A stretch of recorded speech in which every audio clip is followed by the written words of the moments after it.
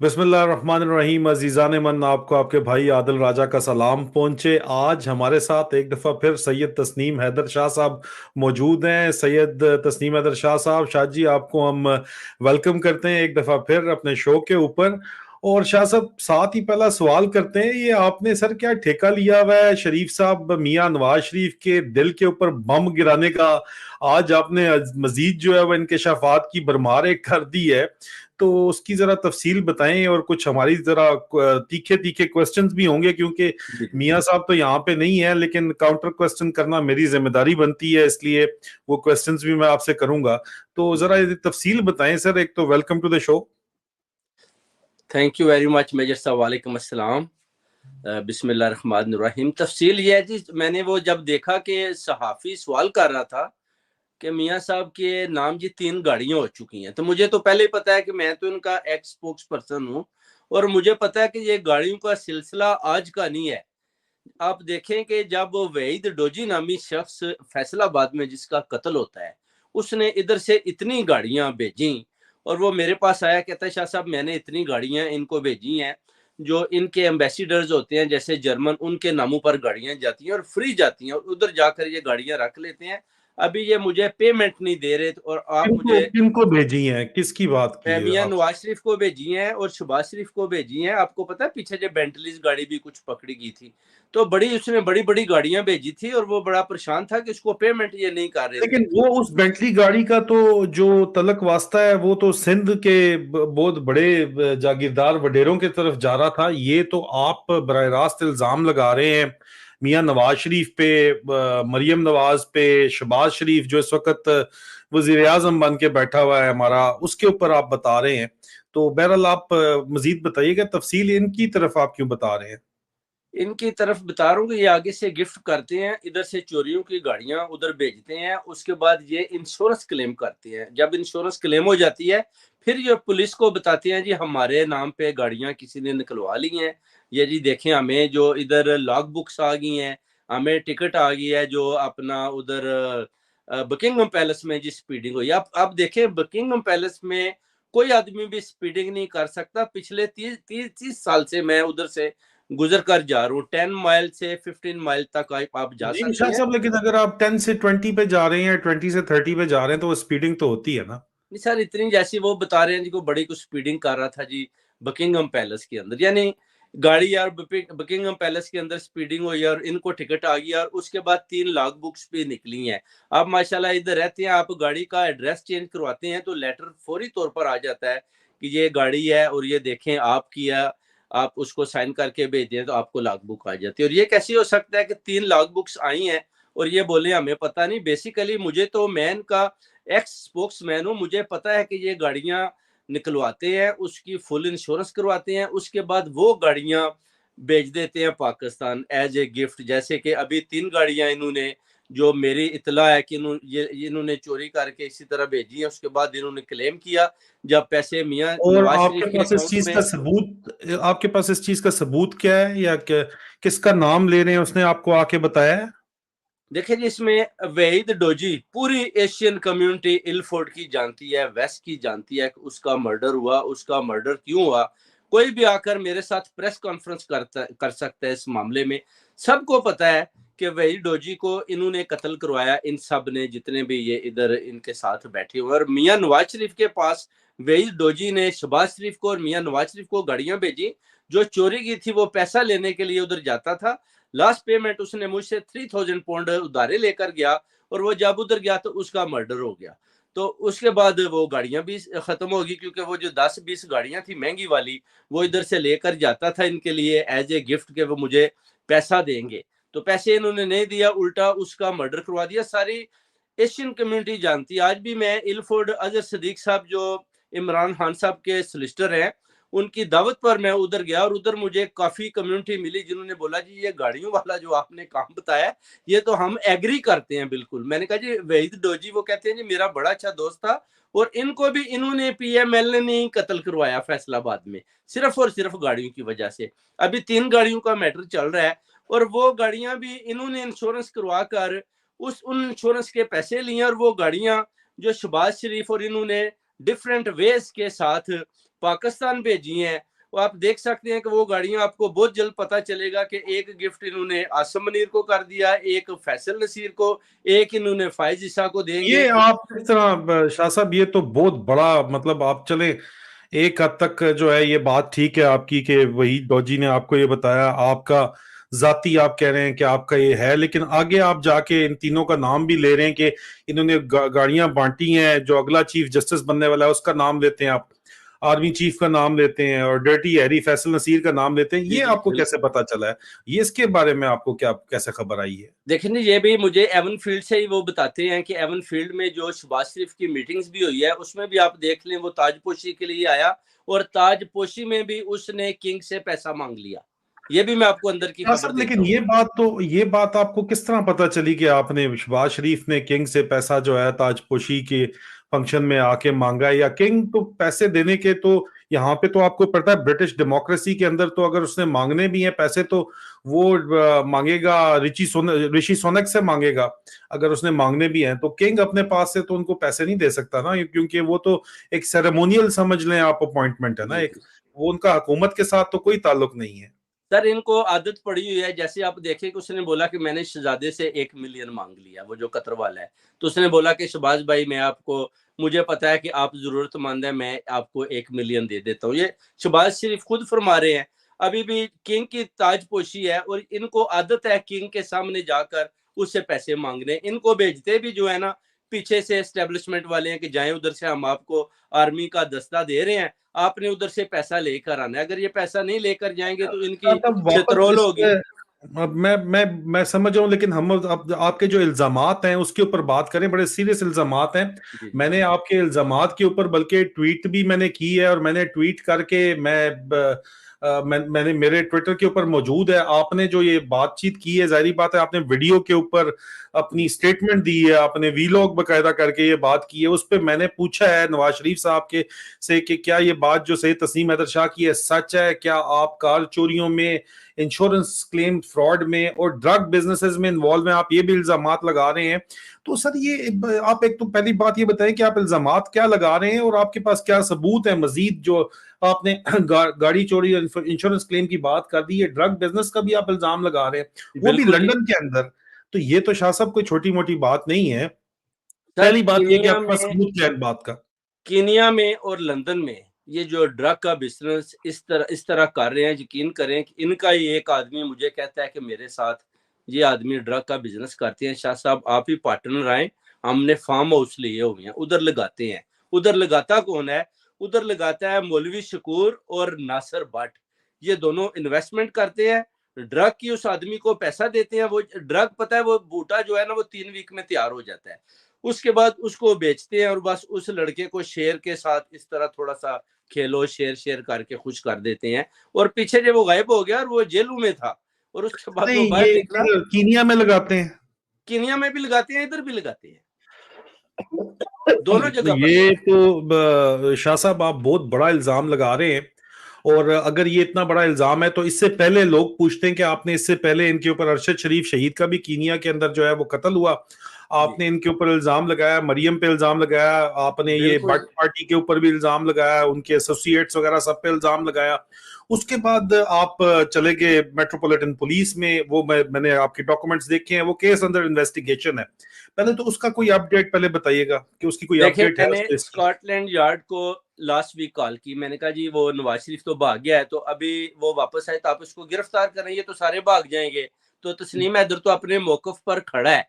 तो मुझे उसने बोला कि आप थोड़ा वेट करो, ये कितना भागेंगे, हम इंक्वायरी कर रहे हैं। मैंने कहा जी ये कैसी इंक्वायरी है? मैं कहता हूँ गिरफ्तार करो। जब मैंने आपको अपनी कंप्लेन रिपोर्ट दर्ज करवाई, आपने मुझसे वादा किया कि हम 1 घंटे के अंदर जाकर इनको गिरफ्तार करके लाते हैं। तो आज कितने दिन हो गए हैं और मुझे कोई समझ नहीं आ रही, ना आप उनको गिरफ्तार करते हैं ना आप मुझे गिरफ्तार करते हैं। मैंने उसको बोला अगर उनको नहीं तो फिर मुझे ही गिरफ्तार कर लो। इस जो मैंने रिपोर्ट किया इसका सिलसिला कहीं से आगाज तो शुरू हो ताकि जूरी तक तो हम पहुंचे। आप नवाज शरीफ को पकड़े, नासिर भट्ट भी आ रहा है जा रहा है, कोई उसको गिरफ्तार नहीं कर रहा। तो वो लेडी कहती है कि बस आप वेट करें, वो जो अपना, आपको मैं नाम तो नहीं बता रहा, वो कह रही है कि आप वेट करें, आप इंतजार करें, आप फ्रस्ट्रेटेड हो रहे हैं। मैंने कहा फ्रस्ट्रेटेड मैं नहीं हो रहा, मैं कहता हूँ कि ये मेट पुलिस का तो बड़ा नाम है पूरे वर्ल्ड में, और मैंने 2 कत्लों का आपको बताया है और उसका नतीजा अभी तक कुछ निकला नहीं, क्योंकि पाकिस्तानी कौम वो मुझसे पूछती है, पाकिस्तानी कौम राजा मेजर आदिल से आगे सवाल करती है कि तस्नीम हैदर का क्या बना है। हैदर मेहंदी साहब भी कनाडा से, वो जिधर भी हैं, वो भी क्वेश्चन करते हैं कि उस केस का क्या बना है। अजहर सिद्दीकी साहब का भी कल आज वही सवाल था कि शाह साहब केस का क्या बना है, तो मैंने उनको एक ईमेल दिखाई, तो वो कहते हैं कि शाह साहब इस केस में बड़ा दम है, जुल्फकार अली भट्टो को 109 में इन्होंने फांसी लगा दिया था, और आपने जो केस डाला है इसका जो है ना आउटकम बड़ा जबरदस्त आएगा, थोड़ा वेट करें। ये अजहर सिद्दीकी साहब के अल्फाज हैं। अच्छा, चलें इससे आगे चलते हैं शाह साहब। ये तो आपने अपडेट दे दी है, जो आप नए फ्रेश इल्जामात उनके ऊपर लगा रहे हैं नवाज शरीफ के ऊपर। मुझे आप ये बताएं कि उसके उनके पास पैसे की तो कोई कमी है नहीं, मतलब जिधर वो रहते हैं वो बिल्डिंग ही जो है वो अरबों रुपए की बिल्डिंग है जिसके अंदर वो रह रहे हैं, पैसे की उनके पास जो है वो रेल पेल है। तो फिर वो ये कार चोरी जैसे और इंश्योरेंस क्लेम फ्रॉड्स जैसे, और अगली बात आपने लिखी है जी, हाँ, ये ड्रग स्मगलिंग जैसे इस तरह के कामों के अंदर ये क्यों पड़ेंगे, और वो भी यहाँ पे लंदन में जहां पे पहले पाकिस्तान से भाग के आए हुए हैं। और यहां से अगर उनको निकाल दिया गया तो फिर पता नहीं किधर दर बदर की उनको ठोकरें खानी पड़ेंगी, और अगर पाकिस्तान वो वापस जाएंगे तो इस वक्त तक तो कानून नए वो बनाने की कोशिश कर रहे हैं। उनके भाई की भी ऊपर भी फर्द जुर्म जाए आयद होनी थी, लेकिन उन्होंने कानून बना के सारे अपने केस वापस करा लिए, लेकिन इनके लिए अभी तक नहीं बना, इसलिए शायद काजी फायज ईसा को ये जल्दी लगाना चाहते हैं। लेकिन अभी तक तो ये पनागाह है इंग्लैंड जो है उनके लिए, लंदन जो पनागाह है, उस पनागाह में वो इस किस्म के जराइम क्यों करेंगे? पैसे की तो उनको कोई कमी नहीं है। देखिए जी, इनको बेसिकली आदत पड़ चुकी है। वो तो इमरान खान साहब कहते हैं ना कि इनका पेट भरा होता है, मगर ये और के चक्कर में लगे रहते हैं कि इजी मनी कैसे बनती है। तो ये खुद ही जो है ना इन कामों में शुरू से ही बड़ी देर से ये कार चोरियों और उनकी इंश्योरेंस खाने के बिजनेस में मियां नवाज शरीफ, मरियम, ये सारे शहबाज शरीफ इन्वॉल्व हैं। गाड़ियां इधर से ले जाते हैं शहबाज शरीफ, मुख्तलिफ एम्बेसडरों के नाम फ्री ले जाते हैं, कुछ अपने नाम पर ले गए, उधर कस्टम फ्री है, आगे से गाड़ियां चलानी शुरू कर दी। इधर ये इंश्योरेंस क्लेम कर लेते हैं, महंगी गाड़ियां होती हैं, उसके बाद आप देखेंगे कि वो गाड़ियां गायब हो जाती हैं और ये पैसा भी ले लेते हैं। वो जो 3 गाड़ियों का आज जिक्र बार बार कर रहे हैं, मैंने आज नवीद चौधरी समा और फरीद जो ARY वाले आए हुए थे, मैंने कहा जी आप मेरा इंटरव्यू करें, मैं आपको बताता हूँ कि वो 3 गाड़ियां कौन सी हैं, उनके कलर क्या है, वो किधर है, और इन्होंने कैसे चुराई और कैसे इन्होंने उसका पैसा लिया। और अभी आप ये DVLA को और इंश्योरेंस कंपनी को बता रहे हैं कि आप वो गाड़ियां हमारे नाम से रिमूव कर दें। ऐसा आप देखें कभी हो सकता है कि 3 गाड़ियां आपके नाम है, आपने सब कुछ ले लिया, अभी आप पुलिस को कहते हैं। पुलिस को भी जब इन्होंने ये जाकर बताया तो पुलिस भी कहती है कि ये तो मुमकिन ही नहीं कि गाड़ी आपके नाम 3 हो और आप बोले कि हमें तो पता ही नहीं, ये हमारे ऑफिस में कोई लॉग बुक भी नहीं आई और सब कुछ आपको उधर मेल हो के आया है, आपको जो इंश्योरेंस करवाई है वो भी आई है, सब कुछ उधर है, और आप कहते हैं कि ये हमारी गाड़ी है। नहीं, इन्होंने ये पाकिस्तान बनाया हुआ है जैसे डेरा सिस्टम होता है, ये चोरों और डाकुओं का गढ़ है बेसिकली। इधर रोज क्रिमिनल एक्टिविटीज होती है, जब तक ये क्राइम कर ना ले हसन नवाज के ऑफिस और उसके बाद एवन फील्ड में जाकर, तो इनको नींद भी नहीं आती। ये क्राइम का गढ़ बन चुका है अभी ये जो हसन नवाज ऑफिस और एवन फील्ड में, आपको बताऊं।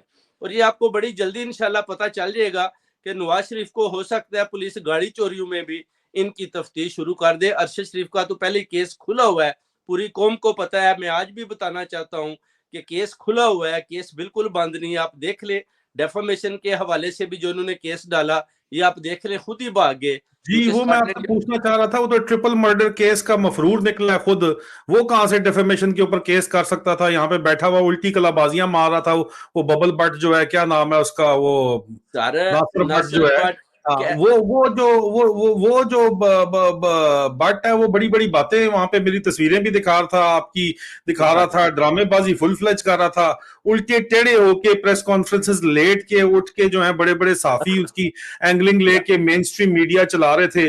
वो तो ट्रिपल मर्डर केस का प्रिंसिपल एक्यूज निकला, खुद वो भाग गया और उसके बाद भाई उसका उसी जो है केस के अंदर जो है उसको सजा हो चुकी है, वो सजाए और वो भागा हुआ है, वो खुद भी मफरूर है।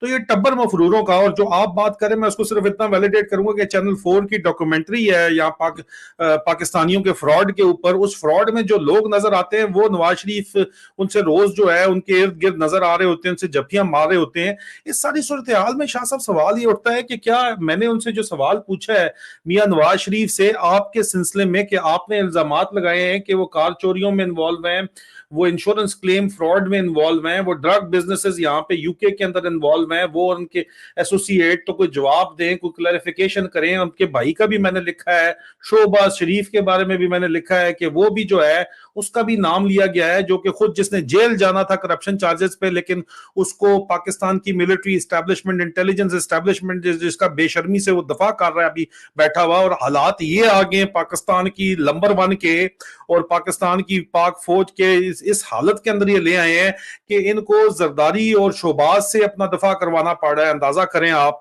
तो इस सारी सूरत हाल में आपको लगता है नवाज शरीफ जवाब देंगे मुझे कि ये आपके इल्जामात का कि ये झूठ है, ये सच नहीं है, कोई बात इनको करनी चाहिए? क्योंकि ये तो बड़ा सीरियस बातचीत है। आपको लगता है ये जवाब देंगे?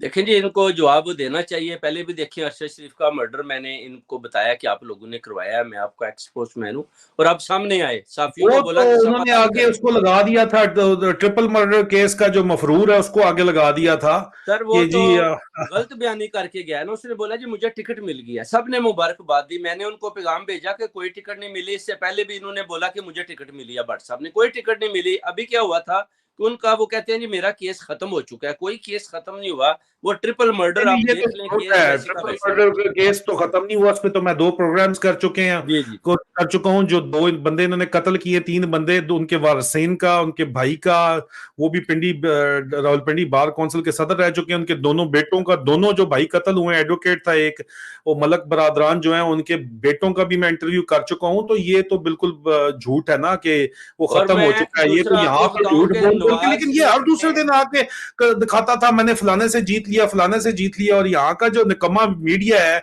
जो कि टुकड़ों के ऊपर नवाज शरीफ साहब के लगता है कि पलता है, मेरी जाती राय तो यही है, तो वो बढ़ चढ़ के इनकी स्टोरियां चलाते थे। वो लोग किधर गए हैं सारे के सारे?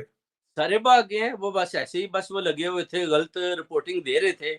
अभी क्या हुआ है, नवाज शरीफ में भी ना कर दिया है भट्ट को कि मैंने आपको कोई टिकट नहीं दी, आप अनाउंस ना करें। और अभी वो कह रहे हैं जी जिसे भी टिकट देंगे मैं उसका डोर नॉक करूंगा जी, कि आए जी चले हम आपको आपकी जीत करवाते हैं। जैसे कि सजाद खान जो पिछली दफा आया था रावलपिंडी से, उसने बार बार पैगाम भेजा जी मैंने 5 करोड़ दिया है जी, मुझे टिकट देनी है आपने, आप नासिर भट्ट को कैसे कह रहे हैं। अब मियाँ ने बोला कि मैंने तो नासिर भट्ट को बोला ही नहीं कि मैं तुम्हें टिकट दे रहा हूँ, वो तो खुद ही शोर मचा रहा है। वो कहते हैं ना चोर मचाए शोर, इधर वो बिल्कुल हिसाब है। गाड़ियों के मामलात में भी यही है कि चोर मचाए शोर, चोरियां भी करते हैं, गाड़ियों की इंश्योरेंस भी खाते हैं और बाद में शोर मचाते हैं। क्या हमने डीवीएलए को बता दिया, हमने स्कॉटलैंड यार्ड को बता दिया है कोई क्रिमिनल एक्टिविटीज होने वाली है। क्रिमिनल एक्टिविटीज तो आप पहले कर चुके हैं। इस बरतानिया में आपने जो जराइम का सिलसिला शुरू किया हुआ है, वो जब आप जुर्म कर लेते हैं उसके बाद आप उस जुर्म से छुपना चाहते हैं। और आप कभी कहते हैं स्पीडिंग बकिंगम पैलेस हो रही है, यानी रुख को और तरफ मोड़ कर लेकर जाते हैं।